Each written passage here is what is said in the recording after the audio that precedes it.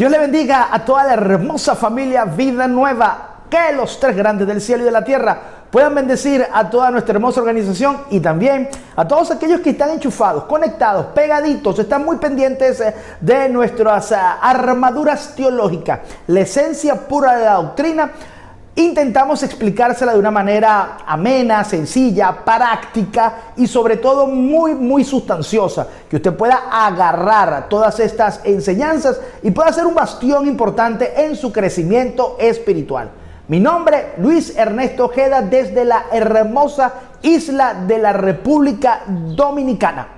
Para hoy vamos a aperturar un gran tema, un tema muy hermoso, fascinante y un tema que nos va a llevar a nosotros a poder entender un poco más qué es el pecado y cómo opera el pecado y cómo hacemos para vencer al pecado. Cuando hablamos realmente del pecado, hay que irse al Génesis. Realmente todo era muy hermoso. Dios le había dado al hombre la facultad de poder gobernar ese hermoso ecosistema divino, santo y sublime que le había construido Dios, con la única finalidad de poder servir y adorar al Señor. Un cuerpo eterno. Antes de ese pecado, esa transgresión de Adán y Eva de tomar o desobedecer, utilizando su inteligencia, su decisión, para poder discernir, desear, codiciar y tomar la fruta prohibida, a la cual era el sinónimo de haber o de lo que iba a significar romper la obediencia plena de Dios, en decirle no comas.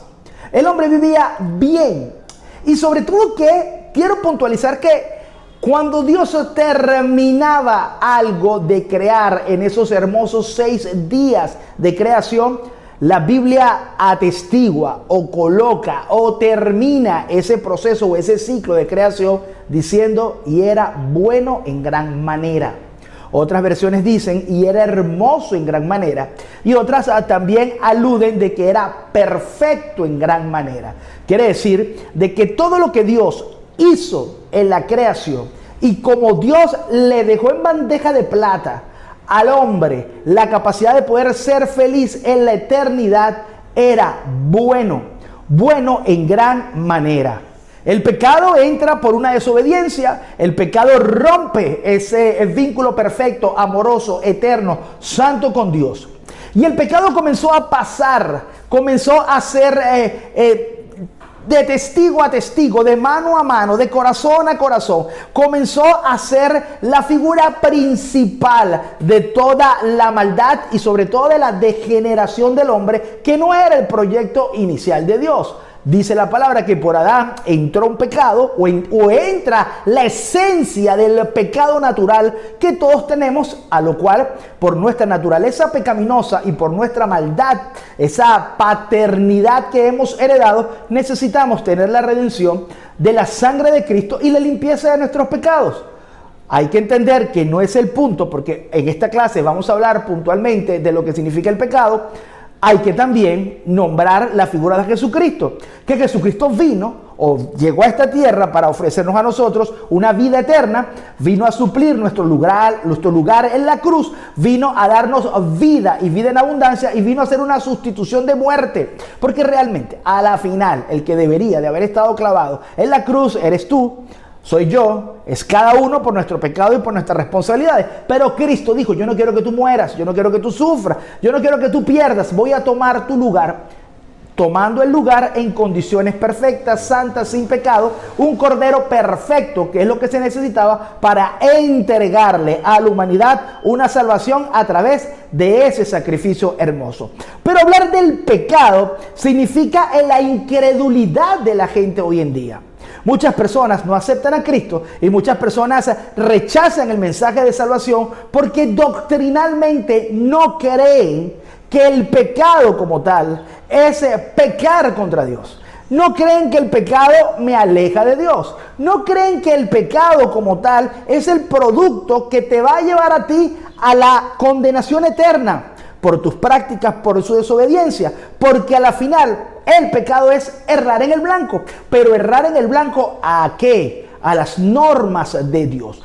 Lo que hizo literalmente Adán y Eva en el Edén fue violar, olvidarse, darle la espalda al mandamiento divino de Dios. Y es lo que hoy se está haciendo en nuestros tiempos. En nuestros tiempos la gente vive según su conciencia, según su razonamiento, y no cree que el pecado realmente es tan malo, y mucho aún, no creen que ese pecado los puede llevar a la condenación eterna. ¿Quién lo sustenta? Lo sustenta como lo hizo en el Edén, o como se hizo en el Edén inicialmente y como se ha hecho durante toda la historia bíblica. Se sustenta bajo la palabra de Dios. Cuando una persona peca, realmente esa persona transgrede las normas de Dios. Yo puedo pecar sin saber, pero estoy pecando porque el desconocer la palabra de Dios no me exime a mí de responsabilidad.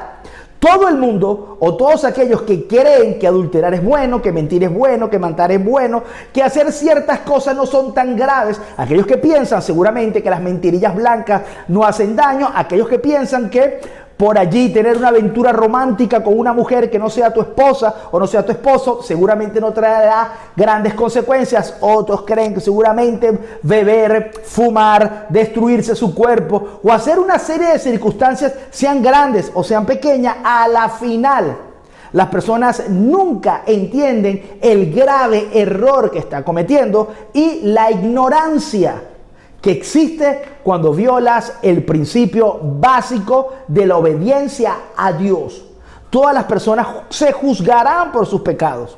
Y para esto existe una sola solución, que se llama Cristo Jesús, que tiene la capacidad de borrar todos los pecados, sean grandes y sean pequeños, y echarlos en la profundidad de la mar. En conclusión, para dejarlo bien puntualizado en el origen del pecado, muchas personas creen o desconocen hasta cierto punto de la gravedad del pecado. Una de las características realmente más ponderantes cuando hay un arrepentimiento o cuando hay un perdón de pecado, o es uno de los pasajes más hermosos de la palabra de Dios, de una persona que reconoció que era pecadora, es el hijo pródigo. Cuando él llega y tiene ese encuentro con su padre, utiliza una expresión muy pero muy maravillosa: he pecado contra el cielo y contra ti. Contra el cielo y contra ti. Reconociendo de que uno peca es contra Dios. Uno peca contra las normas de Dios, estén implícitas, escritas en la palabra de Dios, o tal vez no estén inscritas, o tú las desconozcas, o tú creas que como no las vistes, no las sientes y no las sabes, o porque nadie te las haya dicho, tú crees que tienes una licencia para pecar. Pero todo lo bueno, todo lo puro, todo lo hermoso, todo lo honesto, todo lo santo, todo lo fiel, representa la moralidad de Dios. Las intenciones o las intenciones del corazón a la final también serán determinadas. ¿Y por qué te coloco todo esto? Porque una persona puede decir puntualmente, es que eso no aparece en la Biblia.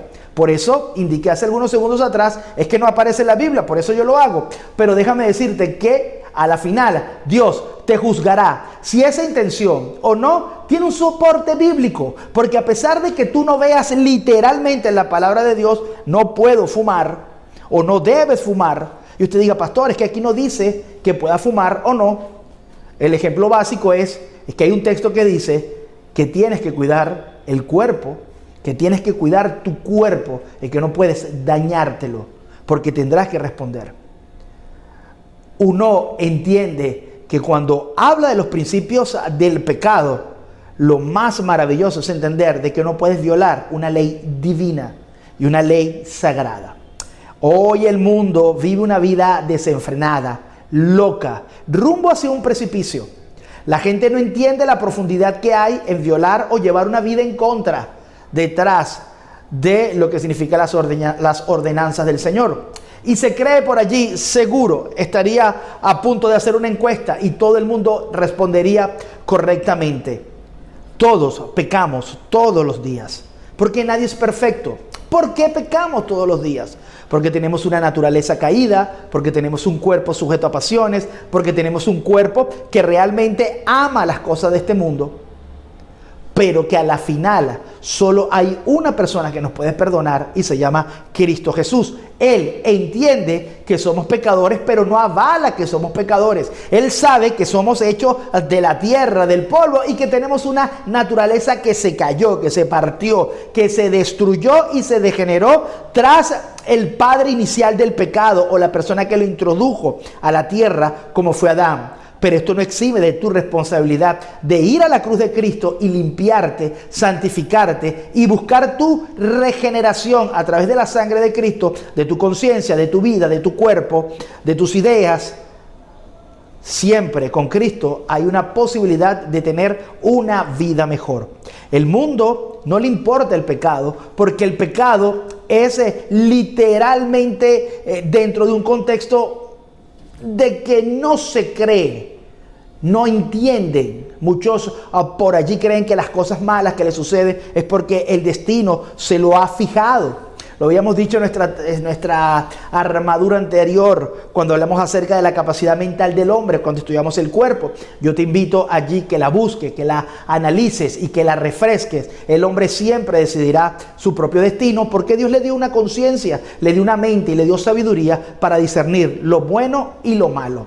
Teológicamente, el pecado va a ser el causante de que tú puedas perderte en el infierno, porque el pecado te aleja de Dios. Seas creyente o no seas creyente, quieras creerlo o no quieras creerlo, el pecado daña, el pecado sostiene a la persona y amarra a la persona a una eternidad sin Cristo. Sencillamente porque el pecado te aleja de Dios, y pecar es ir en contra de los mandamientos divinos de Dios. Yo quiero explicarte una ecuación básica, y esta ecuación yo quiero que tú la escribas en tu corazón y que te sirva como una regla de fe, una regla para tú poder creer, y que te sirva sobre todas las cosas como una alarma cada vez que te enfrentes al pecado. Tengo que hablar de la tentación. ¿Qué es la tentación? La tentación realmente es la seducción de la persona a postrarse bajo un apetito. Entiéndase apetito como usted lo quiera conocer, o como usted lo quiera divagar allí. Es el deseo de la persona de poder ceder, doblegarse ante un apetito que él considera interesante dentro de su entorno, su conocimiento, su razonamiento. Una ecuación maravillosa que quiero que tú anotes allí es que la tentación te va a llevar a ti al pecado dentro del contexto teológico. Esta es una estrategia que te voy a dar para que puedas golpear cualquier tipo de tentación que te quiera hacer o te quiera postrar delante de ellas. La tentación va a originar el pecado, pero el pecado, luego de ser consumado, te va a llevar a ti una culpabilidad. Eres culpable por lo que hiciste, inconscientemente o conscientemente. No hay escapatoria, no hay ningún tipo de eximirse de la responsabilidad. La tentación lleva al pecado, y el pecado origina una culpa, que esa culpa realmente es de la persona. No puedes decir: a mí me manipularon, a mí me llevaron, a mí me entregaron, a mí me seducieron. No, todos son responsables de los pecados que cometan. Y otra característica importante para llevarte al cuarto punto de la ecuación es que entenderás de que tienes que pasar por un juicio. Eso te va a llevar a ti a un castigo, eso te va a llevar a ti a una consecuencia.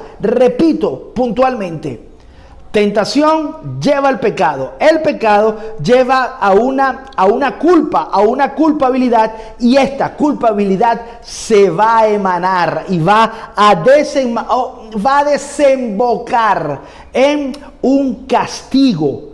Y en tal sentido, por tener ese castigo, necesitas una redención. La tentación origina es llevada prácticamente sobre el vehículo, sobre el soporte de la seducción.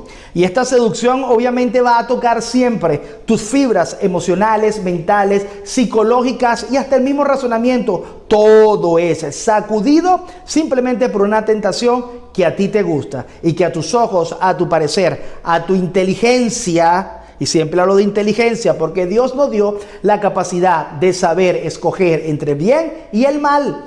Te va a llevar a ti, a través de tu conocimiento, a quererlo, a desearlo y a anhelarlo. Por eso es que la batalla tremenda de cada uno de nosotros es resistir al diablo y él huirá. Una de las ponderaciones y características naturales de Satanás en su personalidad es que él es el tentador y va a utilizar todas sus astucias para colocarte a ti sobre la mesa un plato apetitoso que te pueda llevar a ti ¿a qué? Simplemente a prepararte para pecar.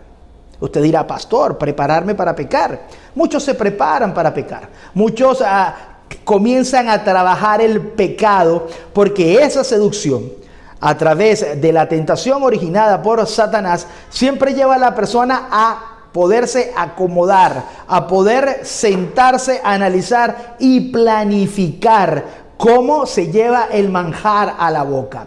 Es una tentación, es una seducción donde todos tus sentidos son literalmente seducidos. Se mueve la simiente teológica bíblica del conocimiento de la operación maestra de Satanás.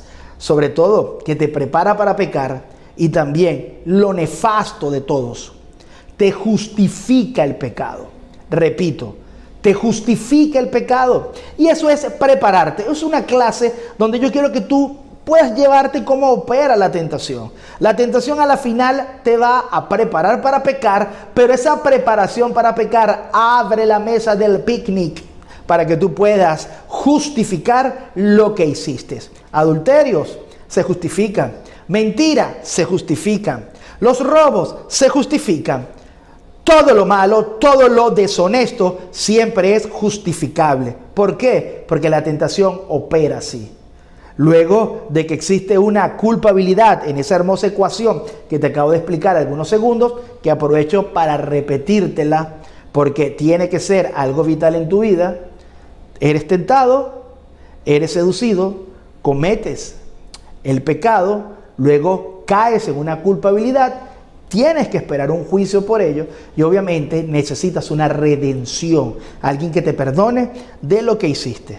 Lo más doloroso de la tentación es que tiene la capacidad a la persona de poderla justificar y prepararla para defenderse ante las acusaciones externas o internas. Lo hice así porque tenía que hacerlo, lo hice así, Dios me entiende, lo hice así, no tenía de otra manera.